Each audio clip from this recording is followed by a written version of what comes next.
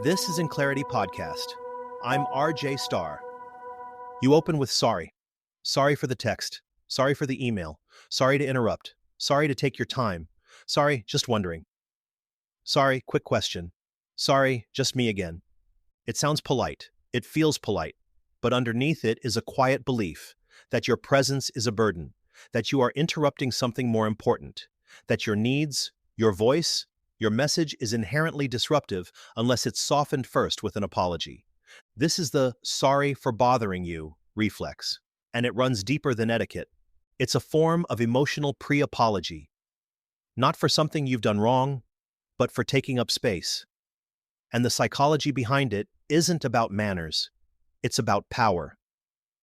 People who apologize for their presence are often the ones conditioned to believe that their impact must be minimized, that to be liked is to be quiet, that to be accepted is to be low maintenance, that being perceived as considerate means shrinking yourself just enough to make others comfortable. And this pattern doesn't emerge in a vacuum. It usually starts early, at school, in families, in relationships where big needs were unwelcome or where speaking up was treated as selfish. You learn to enter conversations through the side door.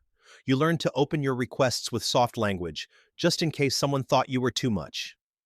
But it's not just about history, it's also cultural. In many workplaces, especially those led by hierarchical or masculine-coded communication norms, directness is praised, until it comes from someone in a lower power position. So people who are socialized to avoid conflict, especially women, BIPOC professionals, and those in junior roles, learn to lead with apology as a kind of social camouflage. It's protection dressed as politeness. And the irony is that the more you apologize for your voice, the easier it is for people to overlook it. Apologizing too much doesn't make you more likable. It makes you easier to dismiss. It trains others to expect that you'll always yield. That doesn't mean you should drop every expression of courtesy.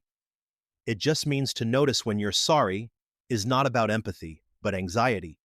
There's a difference between, sorry, I know you're busy, I just wanted to ask, and I know you have a lot going on. Can I ask something quickly? One is rooted in shame, the other in respect. One makes you smaller, the other keeps you whole. It might feel like just a word, but sorry at the wrong moment tells the world how to treat you. It says, this person will wait, this person will yield, this person is unsure they belong. You do belong, even when you're asking for something, even when you're following up, even when you take up time, space, or attention. If you're tempted to apologize for reaching out, try this instead. Thank them for their time.